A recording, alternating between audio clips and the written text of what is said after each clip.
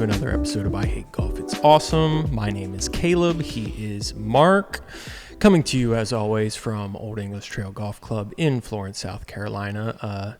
Another rainy day, but it has warmed up quite a bit since the last time we did a podcast. I was going to go back and look and see when it was, but I know it was definitely not as warm as it is now. So, was it all the way back to winter? It was coming out of winter. Okay. I think we were just starting to enter spring. So, yeah, we've been busy. We've been very busy here at the course, kind of all over the place doing stuff inside, out. But, yeah, a couple rainy days in a row gives us the opportunity to sit down, talk for a few minutes, kind of talk about what's going on and where we're at in the year so far. How are things going with you? Good. Chance to take a breath. Yeah. Yeah. It's nice. Yeah. Even though it's like, I felt bad. Mother's Day got washed out. Right. So the moms that play golf. Yeah. Didn't get a chance, but, it gave us a chance to take a breath because it has been very busy, right, which we knew it was going to be going into spring. So no, it's good. Yeah. Yeah. It's been busy, but it has been very, very dry. I think we're officially in a drought. I don't know if this rain, I know when I checked the gauge this morning, it was about 1.5 inches, and we had about a 1/2 inch to 1 inch before that. I don't know if this will be enough to get us out of that official drought, but it'll definitely help. And, you look out on the golf course right now and things have dramatically greened up just in the past, overnight, basically. So that's good to see. It's not good for golf, but it's good for the course. It's kind of funny how the things that are good for the course often aren't good for golf. It's kind of it's funny how that works. But no, yeah, we've been busy. A lot of it on the course. I guess we can just go ahead and jump right into, unless you had something you wanted to start with. No, I evaluate the rain by looking at the pond on 9 when I drive in to see at the level, and it's like it still isn't up to where it would be after a heavy rain. It's not even close. So, but no, it's good rain. It's real good. And like you said, it's like, so I mentioned today looking out, it's like, wow, it's a different color just after 2 days. And we actually have a little humidity today too. Right. So that's changing a little bit as well. Yeah. If you don't know how, our irrigation system works, basically the water that goes out onto the course comes from that pond, and, it's spring fed, and the ponds tie together a little bit. But the majority of it comes from that pond on 9 there. So when that level drops, that's when I start getting nervous about, okay, how long are we going to run the irrigation for overnight, and what can we get out? And that's something that I kind of forget that this is really our first full season that we're going to have the ability to kind of irrigate whenever we want, however we want, as long as there's water. Yeah, as long as there's water in the pond. I have to be a little careful about it. I can't run it 2 hours ahead overnight or anything like that, but this is our first full year that we've been able to do that, because it was just last year we got the pump, right? Right. Yeah, and there were years of just watering greens only. Yep.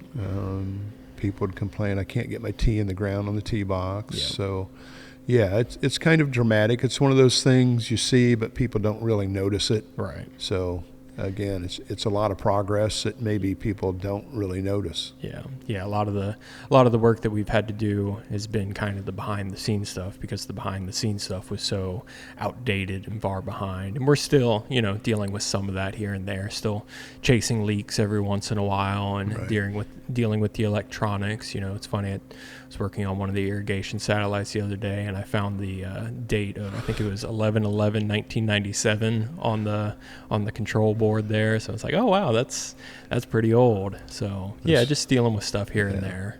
And now we're starting to do stuff that is more visible. As as we talked this winter, it's like, okay, this is our green summer. Right. Now that we have the pump in place, we can irrigate and control it. You have some shiny new equipment out there that helps, that you can talk about. But yeah, this is really, and it was kind of frustrating because coming out of winter with some winter kill and still dormant. Right. People looking at the greens like, oh my gosh. Yeah. It's like, folks, just give us a minute. Yeah. And it'll be better. Problems in the past, we'd get them better, and then they would drop off a cliff again. Right. So this is our opportunity to really attack that Right. and create some long-term success with the greens, and that's kind of exciting. Yeah. Well, and that's one thing, just like you mentioned, it's like they've kind of been hit or miss, and, sometimes you'll get a green really good and then it'll decline, and then one that's okay gets really good, and there's not that level of consistency that we want. And that kind of, I guess I can go ahead and talk about the new equipment that we have that is something that really helps us. Both pieces were investments made to improve the quality of the greens. We got the John Deere Pro Gator with the HD 200-gallon sprayer on it. That's pretty technical right there. It's a big fancy green sprayer, basically. It's with a computer on it. Yeah, with a computer that makes it a lot harder for me to mess up. So and it's like the first few days it has a clutch. So Caleb would start like this. There's still some mornings I'm a little tired, and it's like, okay, where's second at? So no, it's something that allows us to, one, get our treatments out more regularly, because it's less of a time commitment to be able to spray whatever we're spraying, fungicides, herbicides, fertilizers, on the greens and throughout the course. We're able to treat the fairways, wherein before it would take us probably a week to get all the fairways sprayed. Now we can do it in a day. That's a big improvement. But yeah, being able to spray the greens multiple times a week, make sure that we're getting out the nutrients that the greens need. That's a jump that's close to as big as the pump. It's pretty monumental for us. Well, and especially coming from in the start, where we had to outsource our spraying. Right. It's like, okay, I can get to you next Thursday. Yeah. And sometimes you needed it tomorrow. Yeah. So big difference. Yeah. Having the immediacy of, it's like, okay, we need to do this. It's like, okay, well, let's do it tomorrow morning. And it's like, we can have it done before anyone's on the course and we're good to go. So yeah, that's a dramatic difference. And the other thing is we did purchase a John Deere 2700 greens mower, a triplex unit, which is a huge upgrade over the triplex that we had been using previously. We were using the walk mowers for a while, which I still love walk mowing greens. I like doing it. I think it's really good for the greens, but it's just such a time commitment, right, that it's and staffing. Well, yeah, that's a big deal. That's the biggest thing. It's like, yeah, it's great to get out there. You're able to really see every inch of turf on the greens and stuff, and you're able to make quick adjustments and stuff like that. But it's just such a time and labor commitment that it's very difficult for us. If you have 40 guys working at your course, that's great. Or if you have two guys out there that want to volunteer to come out for 3 hours every morning, 6 days a week, sure, come on. Starting at about 4:45, going out there and making the drive from 10 to 12 at 5 a.m. that's not, I've talked about that before. That's not the most fun drive. And there's monsters out there at 5 in the morning when it's dark. You can hear them. You can hear the coyotes back there. That's for sure. It's actually worse when you can't hear them because they're watching you.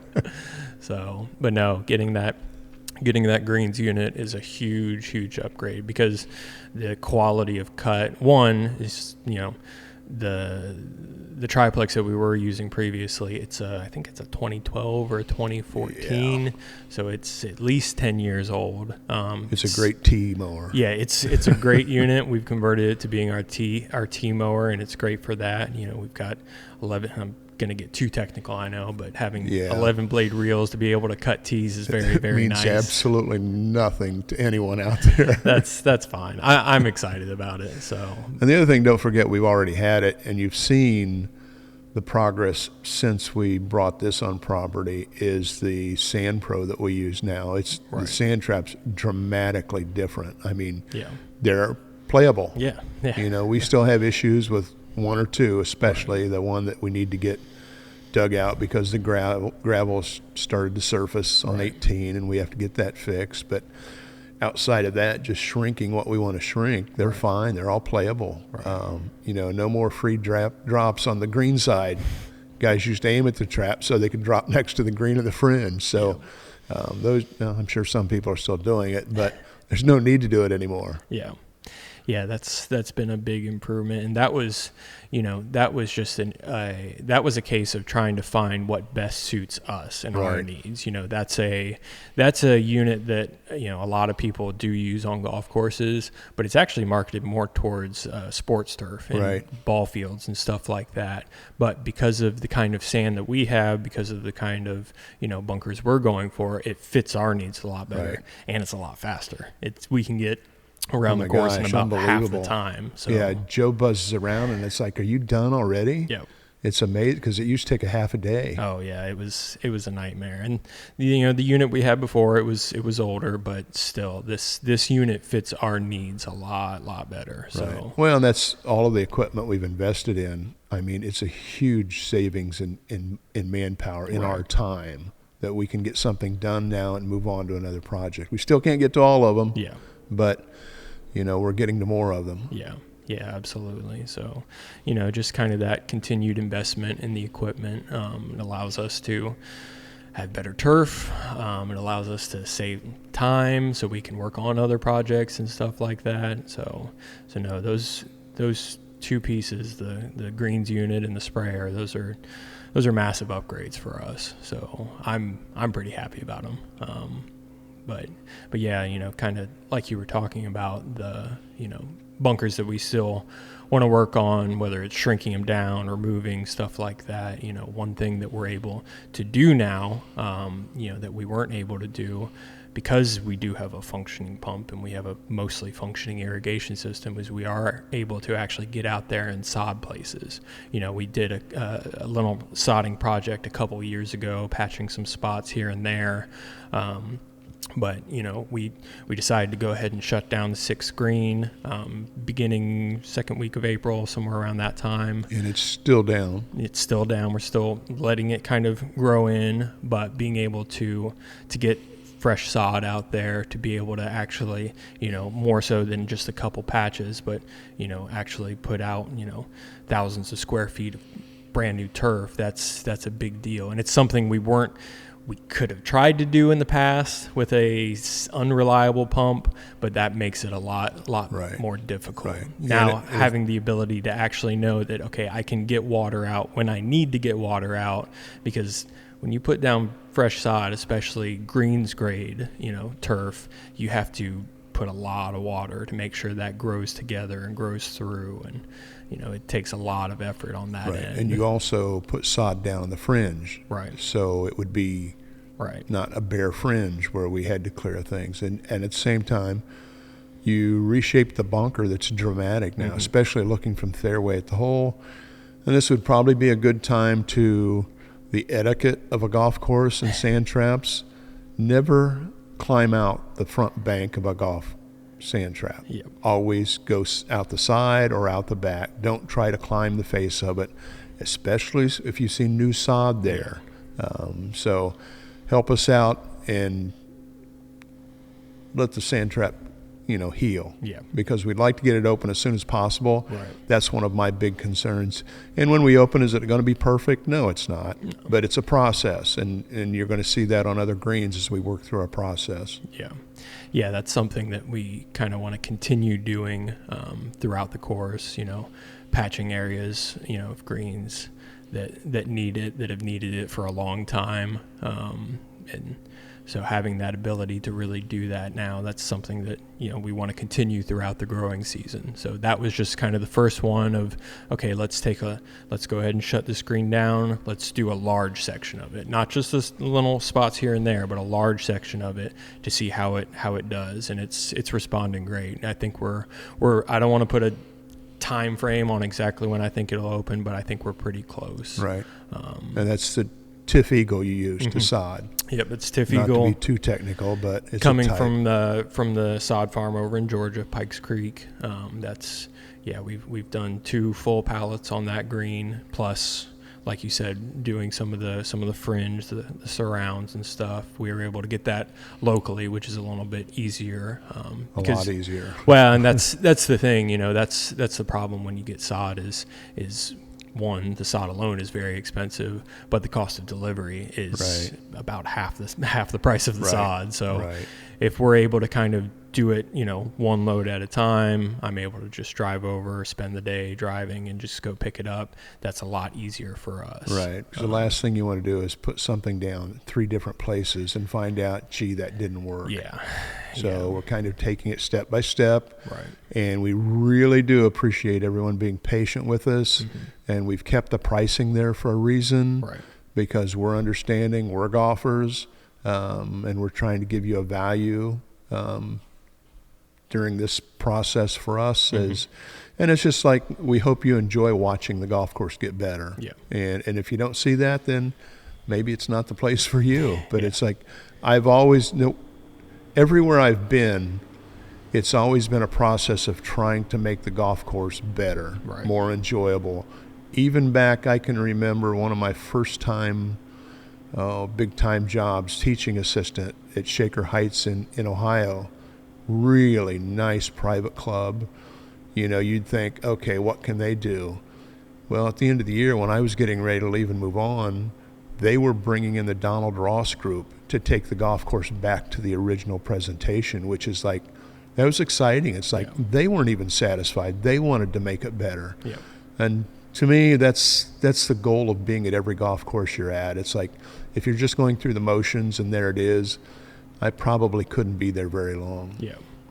Well, it's just, this is obviously the extreme of it, but I just was listening to a podcast the other day, and, Quail Hollow is hosting the PGA this week, and it's like they redo their greens every 7 to 8 years. Now, I think that might be a little bit overkill, but, if you have the resources to do that. Resources, that's the word. That's the polite way of putting it. But, there's a reason that golf courses do that. And it's, we were dealing with, some stuff coming out of the winter. We were dealing with nematodes in the fall.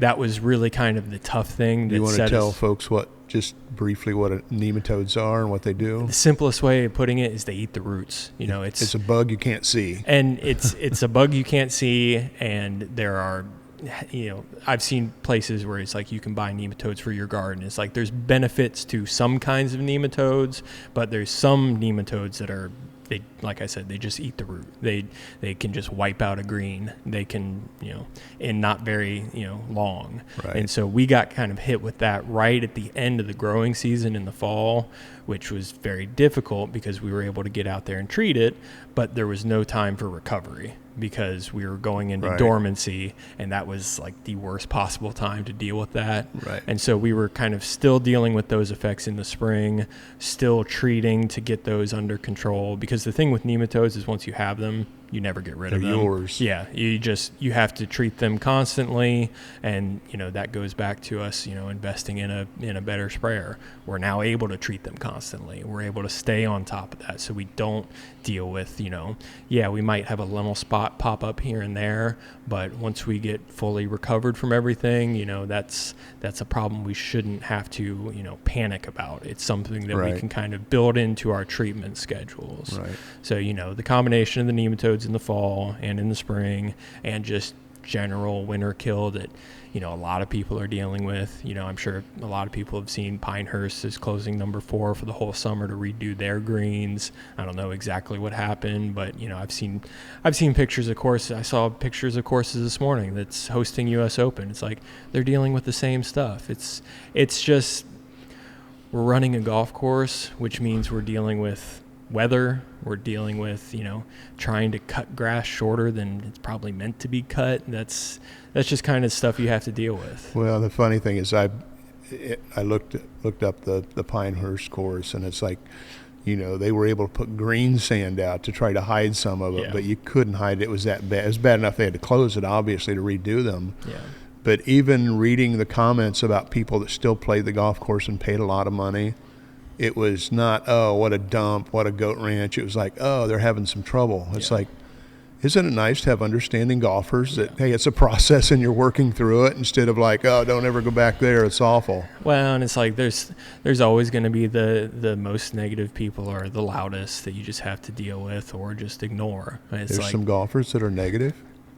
It's like Bandon Dunes was dealing with similar issues a year or two ago, and it's like some people were trashing it, other people were saying, hey, they'll get it back. It's like because they trust those courses. It's like those are established brand courses. They know we'll deal with it, and that's something that we've tried to do and kind of instill here is we might not be able to get to every single problem right away, but we know about it, we're working on it, or we're working down the list of things that we have to do to do the best that we can with taking care of the course, because we never want to look at something and say, well, it is what it is. It's like, I don't ever want to do that. Right. It's like, we're always going to be doing what we can to make this golf course, the best it can possibly be. And, to me, that's kind of something I wanted to talk to you about was, what we're doing, maybe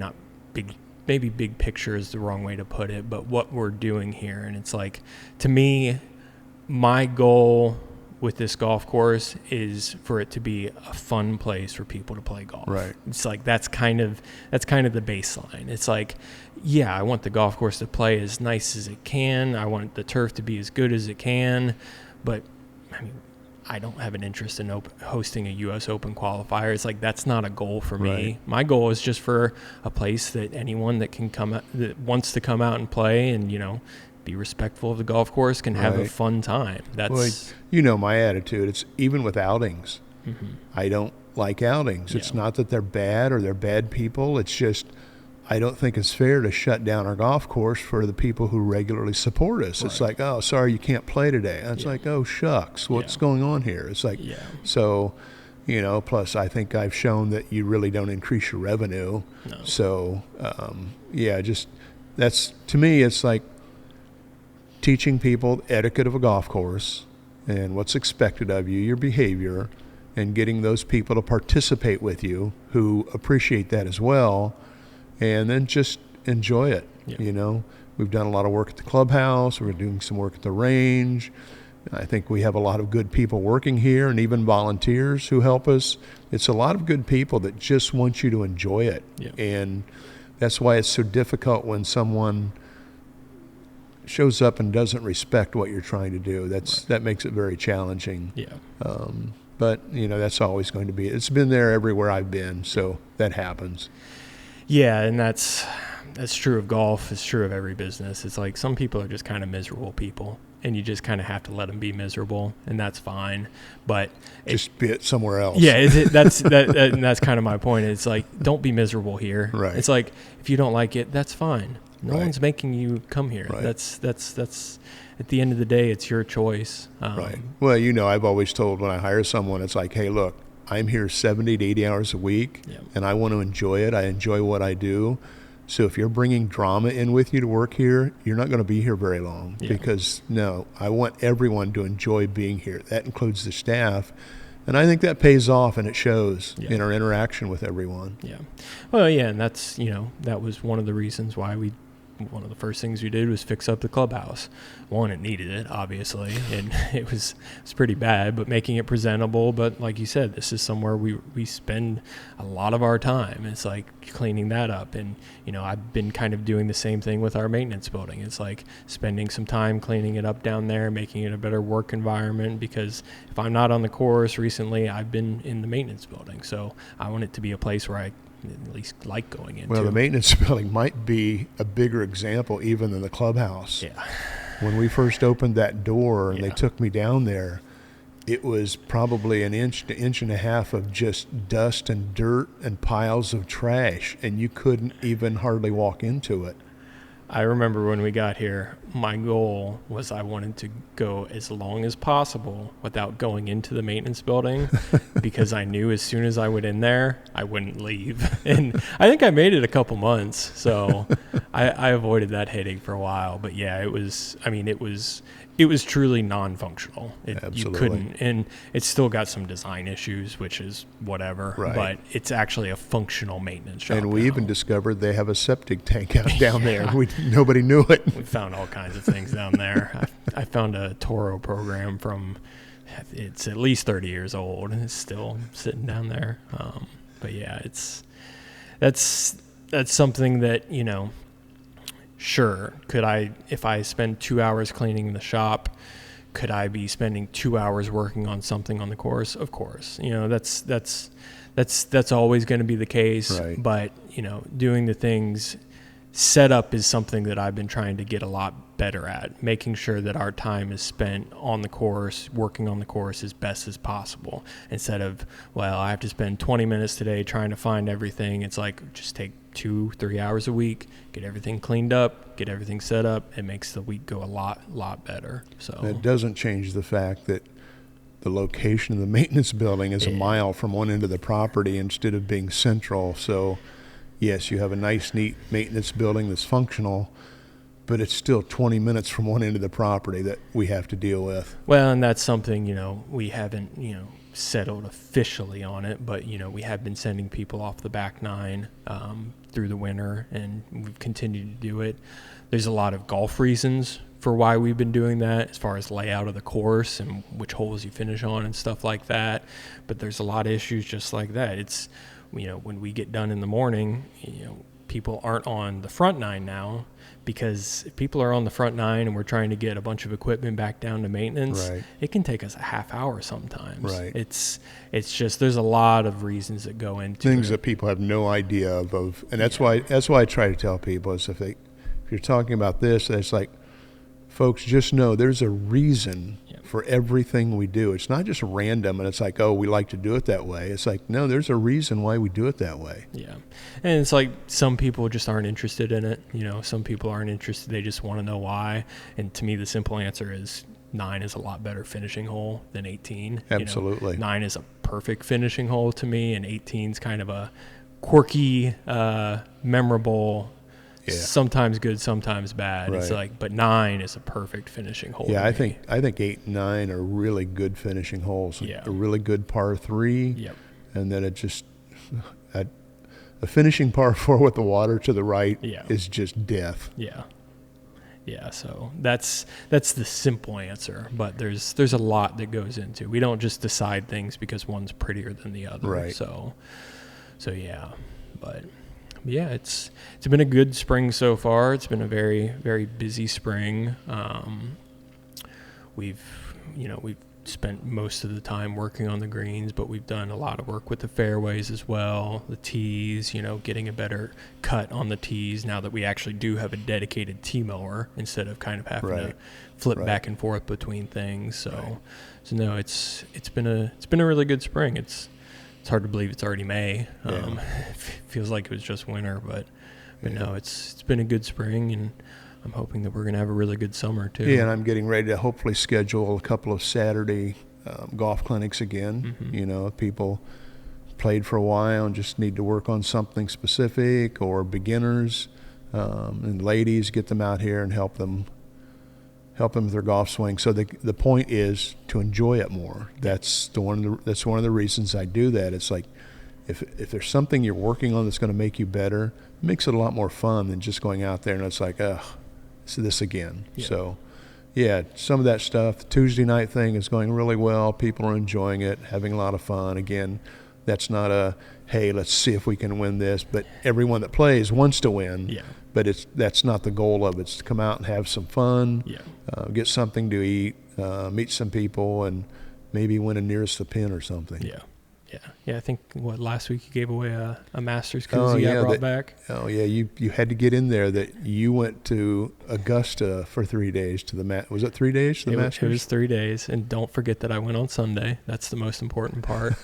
I went Wednesday, Thursday, Sunday. I wasn't planning on going back on the weekend, but with the leaderboard the way it was, I wanted to go back and see it. So that was pretty neat. That was my first time getting to go to Augusta, so I spent way too much money in the pro shop. Who doesn't? But no, it was a lot of fun. The one thing I will say, my major takeaway is that the peach ice cream sandwiches don't disappoint. It's I think about them at least once a day, and it's been a month. So yeah, it's. I would put our pimento cheese up against theirs any day of the week. Our pimento is actually a lot better. I know you're going to say that's biased, but ours is actually a lot better. all the sandwich, all the food, it's all cool because it's cheap and stuff, and you can just grab a couple, and that's the best way to do it. Just grab one thing, grab another drink, and then go walk somewhere else. Well, yeah, if you're getting a pimento cheese sandwich for $1.50, it's like, this is awesome. Yeah. Oh yeah, it's great. But yeah, quality wise, I'd pick ours any day of the week. So no, that was a lot of fun getting to go do that. And well, maybe the next time we'll let you go a little more in depth of your experience at a Masters and your feedback. Yeah. Actually, I got on TV too, so that was cool. Oh yeah, at the par 3 on Wednesday. Yeah, that was neat. But no, it was a lot of fun. So yeah, I think we've had a good spring. We're gonna have a good summer. Yep. Got a lot of work to do, and we'll be back sooner than later to kind of talk about more of that stuff, and our summer maintenance days and stuff like that. Some of the kind of detail stuff we've still got to work out a little bit, but yeah, we've got a lot of plans for the summer. We're excited about where the greens are going to go this summer as we finally get to focus. Okay, this is what we got. Like I said, when we had a chance to focus on the traps, get the right equipment, we turned them around. Now it's time for the greens. Yep. So, awesome. Well, I'm sure we've got some more work we need to do before we get out here today, but that'll wrap things up for us. My name is Caleb. He is Mark. Thanks for listening to another episode of I Hate Golf. It's awesome, and we'll see you next time.